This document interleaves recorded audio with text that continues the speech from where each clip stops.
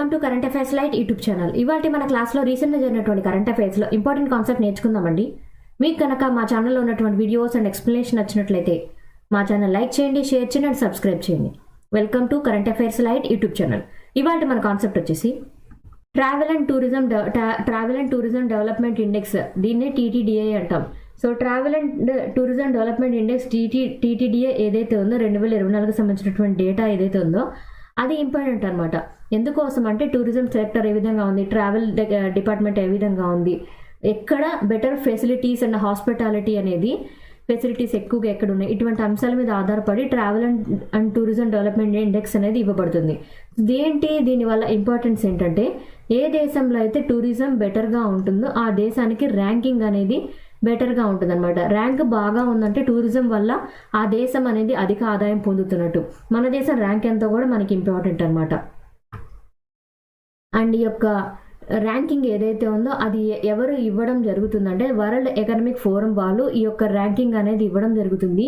And మన భారతదేశానికి ఎన్నవ rank రావడం జరిగింది ఈ టూరిజం అండ్ ట్రావెల్ పరంగా ఉన్నటువంటి ర్యాంకింగ్ ఏంటంటే 39వ ర్యాంక్ అనమాట. మొత్తం 119 దేశాలని కేటగరైజ్ చేస్తే అందులో మన దేశానికి వచ్చినటువంటి ర్యాంక్ ఎంత అంటే 39వ ర్యాంక్ అనమాట.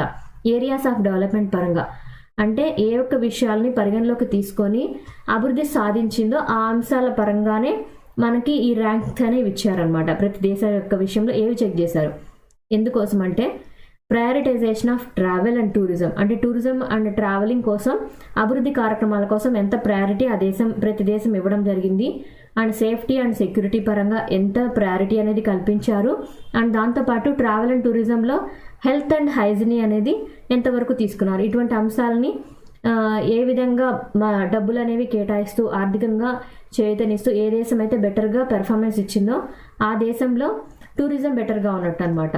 సో టూరిజం బెటర్గా ఉంటే ఈ యొక్క రివార్డ్ ఏదైతే ఉందో అంటే ఈ ర్యాంకింగ్ ఏదైతే ఉందో అది ఖచ్చితంగా బెటర్గా ఉంటుంది. సో ఇండియా పరంగా ఇంటర్నేషనల్ టూరిస్టులు ఏదైతే ఉందో అరైవల్స్ ఏదైతే ఉందో అది అంటే మన దేశం ఎంత పర్సంటేజ్ తీసుకుంది, మన ఏషియా అండ్ పసిఫిక్ రీజన్ మొత్తం మీద మన భారతదేశంలో జరుగుతున్నటువంటి టూరిస్ట్ అరైవల్స్ అంటే ఎక్కువ మంది వస్తున్నారా లేదా టూరిస్టులు అని చూసుకుంటే ఒక్క ఆసియా అండ్ పసిఫిక్ ప్రాంతాల్లో మన దేశం యొక్క షేర్ ఎంత అంటే 15.66 అనమాట 2022 టైంలో. అంటే 2022 టైంలో మన దేశం నుంచి మన దేశానికి ఎక్కువ మంది టూరిస్టులు రాక జరిగిందా లేదా అనేటువంటి పర్సంటేజ్ అనేది తెలుస్తుంది అనమాట. అండ్ ఎకానమీ పరంగా అంటే వరల్డ్ ఎకనామిక్ ఫోరం వాళ్ళు ఇచ్చినటువంటి రేటింగ్ పరంగా ఏ దేశంలో ఎక్కువగా టూరిజం డెవలప్మెంట్ ఎక్కువగా ఉందంటే యునైటెడ్ స్టేట్స్ అనమాట. ట్రావెల్ అండ్ టూరిజం డెవలప్మెంట్ ర్యాంకింగ్లో first position United States, second వచ్చి Spain, third Japan, fourth France, fifth వచ్చేసి Australia, Germany, United Kingdom, China, Italy, Switzerland. మన దేశం యొక్క ర్యాంక్ వచ్చేసి 39 పొజిషన్ అనమాట.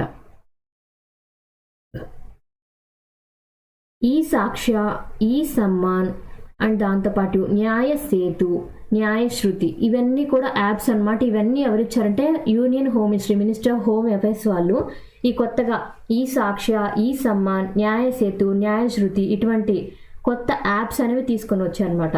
ఎవరు అంటే మన దేశం యొక్క హోమ్ మినిస్టర్గా ఉన్నటువంటి అమిత్ షా గారు ఈ యాప్స్ అనేవి రిలీజ్ చేయడం జరిగింది. ఇవన్నీ కూడా ఫస్ట్ ఎక్కడ తీసుకొని వచ్చారంటే చండీగఢ్లో అనమాట. చండీగఢ్ ప్రాంతంలో కొత్తగా 3 క్రిమినల్ లాస్ అనేవి కూడా తీసుకొని వచ్చారు. అండ్ ఈ క్రిమినల్ చట్టాలని కావచ్చు, ఈ యాప్స్ ఏవైతే ఉన్నాయో వాటన్నిటిని కూడా మనం మొత్తం భారతదేశానికి కూడా ఫ్యూచర్లో అప్లై చేయబోతున్నారు అనమాట. ఇక్కడ బిఎన్ఎస్ఎస్ అండ్ బిఎస్ఏ ఏవైతే ఉన్నాయో అవి క్రిమినల్ చట్టాల్లో కొత్తగా పెట్టినటువంటి రూల్స్ అండ్ రెగ్యులేషన్స్ అనమాట.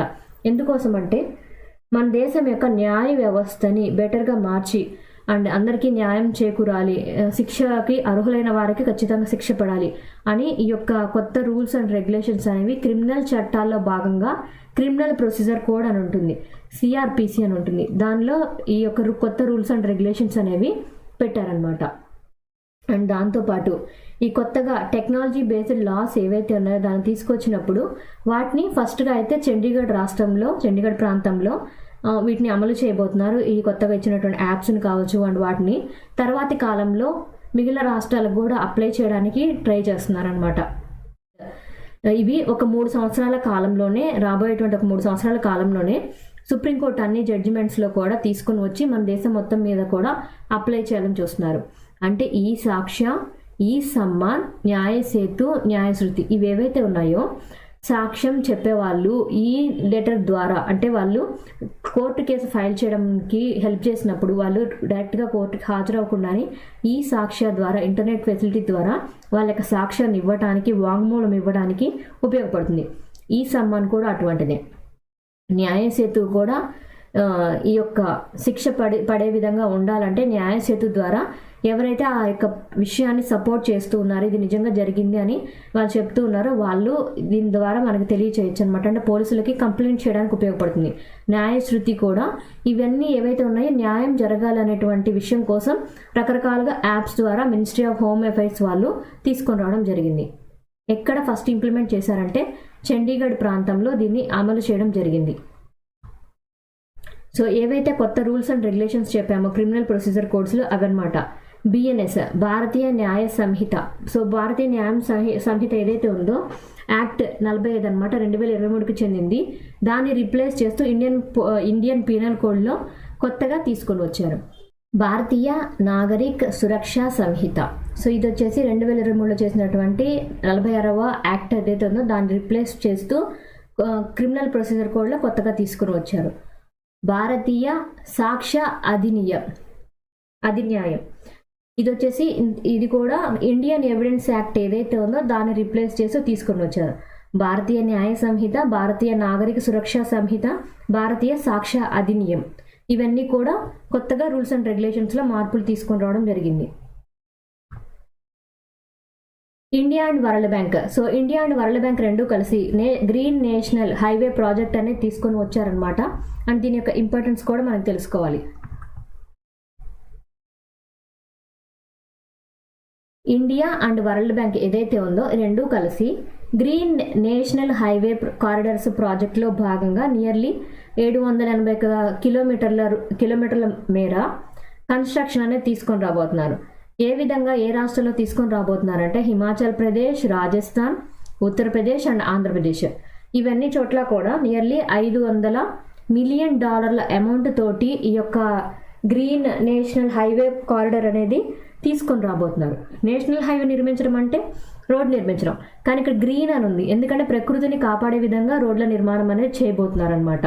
ఎందుకోసం అంటే వాతావరణంని దృష్టిలో ఉంచుకొని గ్రీన్ టెక్నాలజీస్ ఏవైతే ఉన్నాయో వాటిని ఉపయోగంలోకి తీసుకొని రావడమే ఈ యొక్క ప్రాజెక్టులో ముఖ్య ఉద్దేశం అనమాట. ఇందులో అక్కడ ఉన్నటువంటి ప్రకృతిని, పర్యావరణాన్ని కాపాడుతూ, న్యాచురల్ రిసోర్సెస్ని కాపాడుతూ ఈ యొక్క ప్రాజెక్ట్ అనేది ముందుకు తీసుకొని వెళ్ళబోతున్నారు. అండ్ వీటిలో ఏంటంటే వేటిని ఎక్కువగా వాడబోతున్నారంటే ఆస్ఫాల్ట్ ఒకటి, వేస్ట్ ప్లాస్టిక్ ఏదైతే ఉందో వాటిని ఇందులో వాడబోతున్నారనమాట. అదే దీనిలో ఇంపార్టెంట్. సో ఇలా ఏంటంటే గ్రీన్ టెక్నాలజీని తీసుకొని హైవేస్ నిర్మిస్తున్నారు కాబట్టి అది ప్రకృతికి ఉపయోగకరంగా ఉండబోతుంది. Thank you for watching my video. మీకు కనుక నా వీడియో ఎక్స్ప్లెనేషన్ నచ్చినట్లయితే నా వీడియోస్ లైక్ చేయండి, షేర్ చేయండి అండ్ సబ్స్క్రైబ్ చేయండి. మీకు నా వీడియోస్ ఏ విధంగా అనిపిస్తున్నాయో నాకు కామెంట్ సెక్షన్లో తెలియజేయండి. Thank you for watching my video.